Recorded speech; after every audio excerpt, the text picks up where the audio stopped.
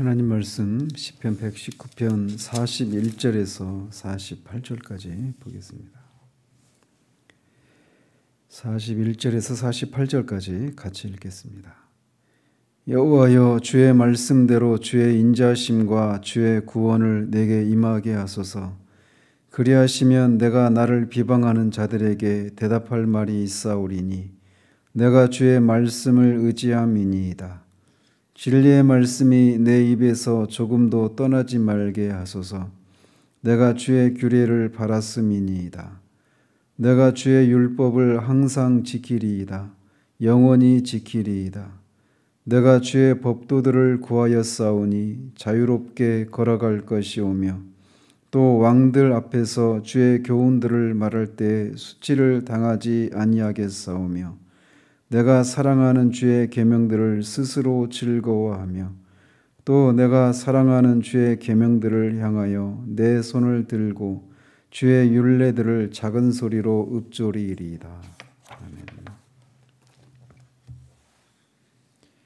아멘. 오늘은 6번째 연으로서 이 주님의 말씀을 자신이 사모하는데 그렇게 주님의 말씀을 사모하는 것이 시인을 비방하는 자들에게 조롱거리가 아니라 비방거리가 아니라 시인이 정말 옳음을 그 말씀을 사모하고 말씀대로 사는 시인의 삶이 옳음을 입증해 주시기를 간구하고 있는 그런 내용입니다.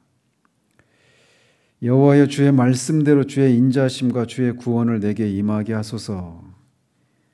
시인은 주의 말씀대로라고 한 이런 말을 통해서 그가 하나님께 간구하고 있는 것이 주님의 말씀을 의지해서 간구한 것이라고 말을 하고 있습니다. 즉 시인은 자신이 원하는 것을 임의대로 구하는 것이 아니라 주께서 원하시는 것을 주의 말씀에 따라 간구하고 있는 겁니다. 우리는 종종 기도할 때 하나님의 뜻을 먼저 구하기보다 우리가 원하는 것, 우리에게 필요한 것, 이것을 먼저 구하고 그것에 대해서 하나님이 동의해 주시기를, 그것을 이루어 주시기를 위해서 하나님이 능력을 발휘해 주시기를 구하는 그런 태도를 가지기가 쉬운데, 여기서 우리는 하나님께 우리가 무엇을 구할 때, 기도할 때 어떤 자세를 가져야 되는가라고 하는 것을 교훈받게 됩니다. 기도는 내 뜻을 관철시키기 위한 농성이, 하나님을 향한 농성이 아닙니다.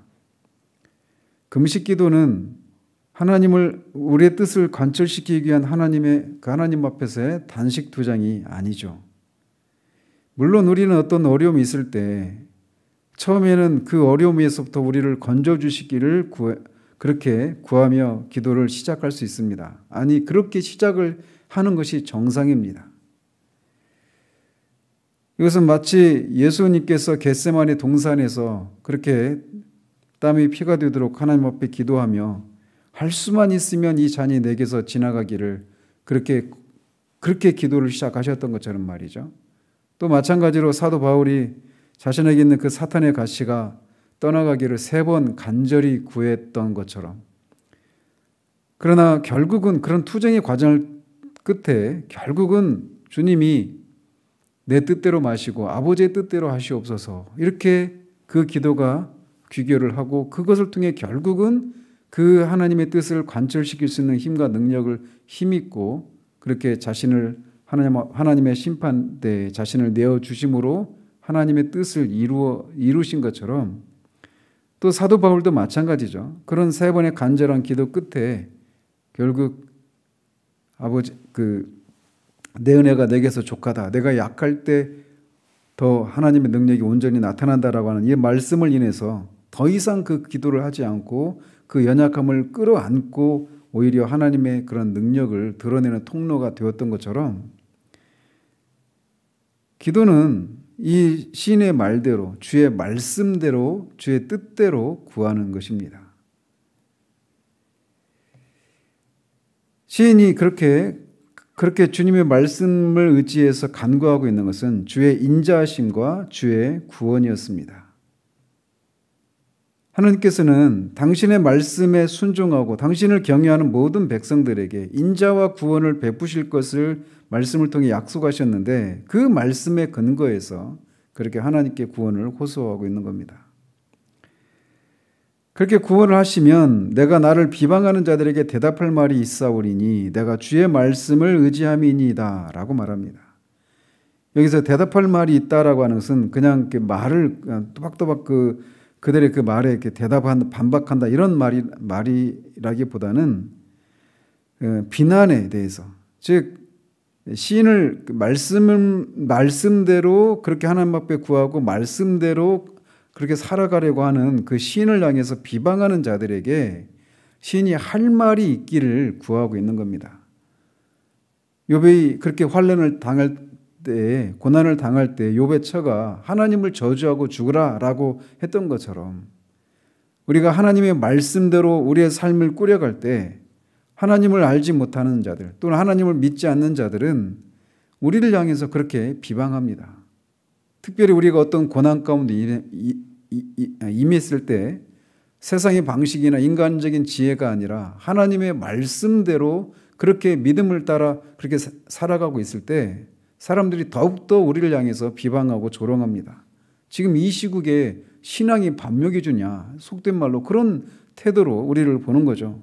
그러면서 우리를 딱하게 보고 어리석은 사람으로 생각하고 그렇게 한단 말이죠. 시인이 지금 그런 상황 가운데 있는 겁니다. 네 하나님이 어디 있느냐? 또는 시인이 어떤 고난 가운데 어떤 죄로 인해서 고난을 받고 있는 상황이라면 너는 끝났다. 더 이상 하나님 은혜가 너한테는 임하지 않는다. 라고 하는 그런 비방을 받고 있는 상황이란 말이죠. 그런데 그런 비방하는 사람들을 향해서 하나님의 말씀을 따라 그렇게 하나님의 은혜를 구원을 구하고 있는 자신을 구원해 주시는 것을 통해 그들의 말이, 그들의 비방을 무색하게 하고 부끄럽게 하시기를 그렇게 간구하고 있는 겁니다. 한마디로 말해서 시편 23편에 있는 것처럼 내 영혼을 소송시키시고 주의 이름을 위하여 나를 의의 길로 인도하시는도다 그렇게 말했던 것처럼 주님의 이름을 위해서 우리가 주님의 말씀을 믿는 것이 헛된 것이 아니라고 하는 것을 우리가 처한 어떤 곤고한 상황 가운데서 구원해 주시는 것을 통해 입증해 주시기를 그렇게 호소하고 있는 겁니다. 진리의 말씀이 내 입에서 조금도 떠나지 말게 하소서. 내가 주의 규례를 바랐음이니이다. 내가 주의 율법을 항상 지키리이다. 영원히 지키리이다. 이 43절과 44절은 성도의 삶에 있어서 두 가지 중요한 국면을 묘사하고 있습니다. 43절에서는 내 입에서 조금도 떠나지 말게 하소서라고 하는 말씀을 통해 진리의 말씀이 그렇게 조금도 떠나지 말게 하소서 이런 말을 통해 성도의 삶은 이 복음을 하나님의 말씀을 그렇게 전하는 그런 일을 하겠다라고 고백하고 있는 것이고 뒤에서는 그렇게 자신이 전한 그 율법을 전하기만 하는 것이 아니라 항상 지키겠다라고 그렇게 고백하고 있는데 이 두 가지 태도, 말씀을 전하는 것과 우리가 전하는 말씀을 항상 지키려고 하는 이 두 가지 태도가 성도에게 요구되는 삶임을 이 시인의 고백을 통해 우리가 교훈받게 됩니다. 시인은 하나님의 말씀을 받은 자는 마땅히 이를 증거해야 한다고 가르치고 있습니다. 특별히 이렇게 하나님의 말씀을 의지해서 주의 구원과 인자하심을 구했는데 그렇게 하나님이 그런 은혜를 주셨을 때 우리가 해야 될 것은 뭐냐? 수가성 여인처럼 와 보라 라고 하는 내게 일어난 일을 내게 말해준 선지자가 있지 않느냐? 그리스도가 있다라고 말하면서 그렇게 물동이를 버려두고 사람들을 찾아가서 그렇게 그리스도를 증거하는 것처럼 우리에게도 요구되는 것이 바로 그러한 삶이죠. 그런데 우리가 그런 말씀을 전해서 사람들에게 마음에 감동을 주고 그렇게 할 수 그렇게까지 하면서도 실제로 우리가 그 말씀을 지키지 않는다라면 그것은 결국 파멸에 이르는 것입니다. 말씀을 전하는 것과 함께 그 말씀을 우리가 또 지켜야 하는 것이에요. 그렇기 때문에 사도 바울이 내가 내 몸을 쳐 복종하게 하면 내가 남에게 전파한 후에 자신이 도리어 버림을 당할까 두려워함이로다 이렇게 고백했던 것처럼 우리가 전하는 말씀을 전할 뿐만 아니라 전하는 말씀을 우리 스스로도 사는 그런 삶의 자세가 요구된다라고 하는 것을 이런 말씀을 통해 우리가 교훈받게 됩니다. 내가 주의 법도들을 구하였사오니 자유롭게 걸어갈 것이오며 여기서 자유롭게라고 하는 말은 문자적으로는 넓은 공간을 뜻합니다. 넓은 공간을 지날 때 우리가 어떤 행동의 그런 제약을 받지 않고 그냥 그렇게 자유롭게 걸어갈 수 있지 않습니까? 그런 의미로 말을 하고 있는 거예요. 즉 시인은 주의 법도를 구하고 그 뜻대로 살아가게 되는 성도는 더 이상 그를 제약하거나 억제하고 속박하는 그런 것이 아무것도 없다라고 하는 것을 말하고 있는 겁니다. 그런데 이것은 이 하나님의 말씀에 대해서 믿지 않는 사람들이 가지고 있는, 심지어는 믿는 사람이라 하더라도 여전히 믿음이 연약한 사람들의 경우에는 하나님의 말씀이 자신이 하고 싶은 것을 하지 못하게 하고 자신이 하고 싶지 않은 것을 해야만 하는 그런 것으로 느껴서 하나님의 말씀이 우리를 자유하게 하는 것이 아니라 오히려 우리의 삶을 얽매이고 옥조이고 그렇게 속박하는 것이라고 생각하는 그런 생각과는 정반대의 얘기를 하고 있는 겁니다. 하나님의 말씀은 크게 두 가지로 요약할 수 있습니다. 무엇을 하지 말아라 또는 무엇을 해라. 이 두 가지로 요약할 수 있는데 일반적으로 사람들이 그런 하나님의 명령에 대해서 가지고 있는 생각은 그렇게 그 말씀이 우리를 속박하는, 우리의 자유를 빼앗아가는 그런 것이라고 생각하는데 시인은 그렇지 않다라고, 내가 넓은 공간을 다니면서 아무런 제약이 없이 그렇게 자유롭게 활보하는 것처럼 주님의 법도를 사모하는 자들은 그런 자유함을 누린다라고 말을 하고 있는 거예요. 많은 사람들은 하나님을 믿는 것이 우리의 삶을 옥죄고 속박하는 것이라고 생각해서 그렇게 내가 허락하는 선까지는 그렇게 삶을 살아가다가 내가 허락하는 선 이상의 어떤 것을 나한테 요구한다고 생각할 때 그것 때문에 시험에 들고 결국 신앙을 버리고 교회를 떠나는 사람들이 왕왕 있습니다. 그러나 그런 생각은 매우 잘못된 생각입니다. 하나님의 말씀을 떠나면 그런 사람들은 하나님의 말씀을 떠나면, 나를 속박하는 하나님의 말씀을 떠나면 내가 자유롭게 살 수 있다 이렇게 생각하는데 사람이라고 하는 것은 결코 그렇게 어떤 것에 매이지 않은 채 의존하지 않은 채 자유롭게 살 수 있는 자율적인 존재가 아닙니다. 인간은 자율적인 존재가 아니에요. 그래서 인간은 항상 무엇인가에 예속된 삶을 살아가게 마련인 것입니다. 그래서 하나님의 뜻에, 하나님께 속해서 하나님의 뜻에 그렇게 예속되어서 살아가든지 아니면 죄의 종으로 살아가든지 세상의 풍조에 그렇게 매여서 살아가든지 양자택일 중에 하나인 것입니다. 그런데 하나님의 뜻에 예속가는 삶은 거기에는 속박이 아니라 참된 자유와 참된 생명이 있는 거예요. 그래서 시인은 그것을 알고 이렇게 노래하고 있는 겁니다. 한 사람이 이 하나님의 계명에 대해서 어떤 태도를 가지느냐가 그 사람이 거듭난 사람이냐 아니냐를 가름하는 겁니다. 사도 요한이 말하고 있는 것처럼 하나님께로 난 자마다 주의 계명이 무겁지 않다라고 말했던 것처럼 말이죠. 하나님이 세우신 원칙과 그 말씀에 따른 삶만이 진정한 자유를 준다고 시인이 우리에게 가르쳐주고 있습니다. 또 왕들 앞에서 주의 교훈들을 말할 때 수치를 당하지 아니하겠사오며, 방금 말한 것처럼 주의 말씀은 그것을 전심으로 의리하는 자들에게 자유함을 줄 뿐만 아니라 담대함까지도 줍니다. 그래서 시인은 왕들 앞에서조차도 주의 교훈들을 말한다. 그리고 수치를 당하지 않게 될 것이다라고 말하고 있습니다. 왕이라고 하면 최고 권력자고 그 앞에서 그 주님의 말씀을 말하고 가르치는 것은 우리를 위축되게 만들고 우리의 마음을 쪼그라들게 만들 수 있습니다. 심지어는 우리가 전도할 때도 그 왕이 아니라 그냥 일반적인 사람들을 대할 때도 우리가 말씀을 전할 때 어떤 위축되고 이런 것이 있지 않습니까? 그런데 심지어 왕들 앞에서조차도 주의 교훈들을 말할 수 있다라고 말하고 있는 거예요. 왜? 주님의 말씀에는 우리를 자유하게 하는 그런 주님의 말씀은 자유하게 하는 말씀일 뿐만 아니라 능력과 생명의 말씀이기 때문에 그렇습니다. 우리가 사람들 앞에 설 때 주님이 제자들을 보내시면서 말씀하신 것처럼 그렇게 고관들 앞에 너희들이 서게 되는 일이 있을 터인데 두려워하지 말라라는 겁니다. 왜? 너희 안에 있는 성령이 너에게 마땅히 할 말을 가르쳐 주신다고 말씀하고 계시기 때문에 그래요. 그래서 이런 신뢰들을 우리는 자주 보죠. 앞에서도 언급해드렸던 인물인 사도 바울도 아그리빠 왕 앞에서 그렇게 담대하게 얘기합니다.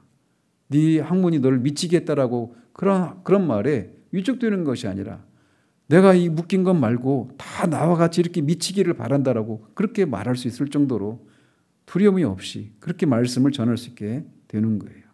거기에는 주님의 말씀은 자유케 하는 말씀일 뿐만 아니라 능력과 생명의 말씀이기 때문에 그렇습니다.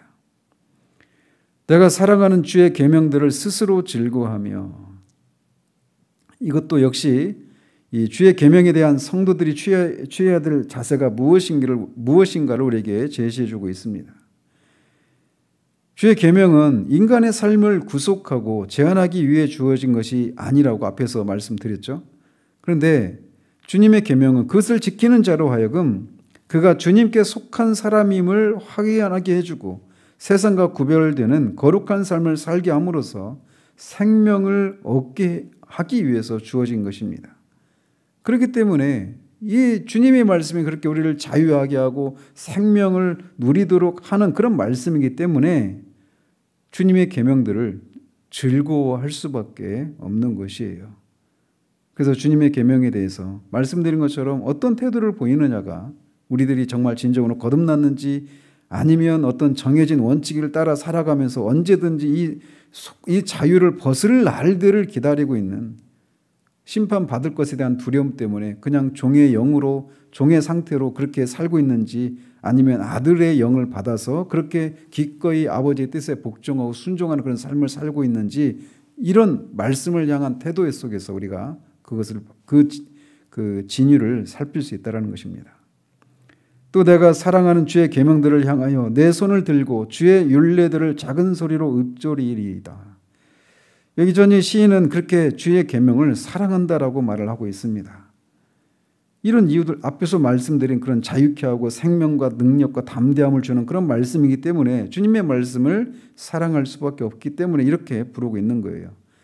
그러면서 그런 계명들을 향해서 내 손을 든다 이렇게 말하고 있는데, 결국은 시인이 하나님의 계명에 대해서 전적으로 신뢰하고 순종하겠다라고 하는 다짐을 하나님께 고백하고 있는 겁니다. 하나님을 이렇게 할 수 있는 사람은 하나님의 신실하심과 하나님의 선하심을 절대적으로 확신하는 자가 아니면 이렇게 할 수가 없는 겁니다. 왜냐하면 때로 하나님의 뜻은, 하나님의 명령은 우리가 보기에 정말 불합리해 보이기도 하고 우리를 막 오히려 이렇게 정반대, 우리가 원하는 것과 정반대의 어떤 그런 상황으로 우리를 인도하시는 것처럼, 명령하고 있는 것처럼 이렇게 보이기 때문에 그래요. 그래서 그런 어떤 경우에는 하나님의 명령이 납득이 되지 않고 불합리해 보이고 우리를 수치스럽고 고통스럽게 만드는 그런 명령으로 우리에게 다가올 때가 있습니다. 이를테면 노아가 방주를 만들려고 할 때 산에서 그 방주를 만드는데 비도 내리지 않는 상황에서 그 방주를 만드는 것, 사람들한테 다 미친 노인네라고 그런 취급을 받을 수밖에 없는 그런 명령이었죠. 아브라함에게 이삭을 바치라고 하는 그것도 마찬가지입니다. 도저히 받을 수가 없는 그런 것이죠. 그래서 이런 명령을 받았을 때 그들이 납득이 되지 않았단 말이에요. 그럼에도 불구하고 히브리서 기자가 말하고 있는 것처럼 믿음으로 그들이 그렇게 하나님께 순종했어요. 그리고 그 결과는 우리가 무엇인가를 잘 알고 있습니다. 그들은 그런 상황 가운데서 어떤 의문도 제기하지 않고 그저 묵묵히 순종합니다. 그리고 그렇게 순종한 것에 대해서 그 순종의 근거는 그렇게 명령하시는 하나님을 전적으로 신뢰했기 때문인데, 그 순종에 대해서 하나님은 그렇게 우리가 생각하지도 못했던 그런 복을 허락해 주셨던 것을 볼 수 있습니다. 이들에게서 볼 수 있듯이 하나님께 인정받고 칭찬받은 사람들은 모두가 이렇게 믿음과 순종의 사람들이었습니다. 그래서 하나님의 말씀을, 하나님의 명령을 우리가 스스로 어떤 그 림보 게임 있잖아요. 그 발을 낮추고 아주 낮게 하고 그렇게 통과하는 것처럼 그걸 통과할 수 없으니까 스스로 그 림보 높이를 높여가지고 그냥 서서 걸어가려고 하는 그런 자세가 아니라 하나님이 우리에게 명령하시면, 그리고 명령하신 분은 선하시고 지혜로우시고 전능하신 분이시고 우리를 아시는, 우리의 연약함을 체휼하시는 분이시라는 사실들을 아시고 믿고 우리가 그렇게 신뢰할 때 우리는 그 말씀의 능력을, 자유케 하는 말씀의 능력을, 그 생명의 말씀의 능력을 맛보게 될 것입니다. 그러므로 이 아침에도 우리가 시인이 고백하고 있는 것처럼 말씀을 따라 사는 자신을 향해서 비방하는 자들을 향해서 대답할 수 있도록 자신을 주님의 인자하심과 구원을 베풀어 주시기를 구한 것처럼 우리가 이 땅을 살아가면서 정말 수많은 그런 염려거리와 근심거리가 있어서 그럴 때마다 우리가 주님의 뜻대로가 아니라 내 뜻대로, 내 방법대로 그렇게 하나님께 우리의 뜻을 관철시키기 위해서 때를 쓰고 단식 투쟁하는 듯한, 농성하는 듯한 그런 자세로 그렇게 하나님께 우리의 뜻에 하나님이 동의해 주시기를 구할 것이 아니라 하나님의 뜻에 우리의 뜻을 복종시키는 것을 통해서 시인이 경험했던, 노래하고 있는 그 말씀의 능력을, 자유함과 담대함과 생명의 그런 말씀의 능력을 경험하고 시인처럼 우리도 말씀을 즐거워하는, 늘 우리 입에 그 말씀이 있어서 증거하고 증거된 말씀을 지키는 그런 우리들 되어지기를 우리 주님 이름으로 축원드립니다. 기도하겠습니다. 하나님 아버지, 시인이 처한 어떤 상황을 인해서 그런 상황 가운데서 그가 인간적인 지혜와 방법이 아니라 여전히 말씀을 의지해서 하나님의 뜻을 구하고 있는 그 장면을 우리가 살펴봅니다.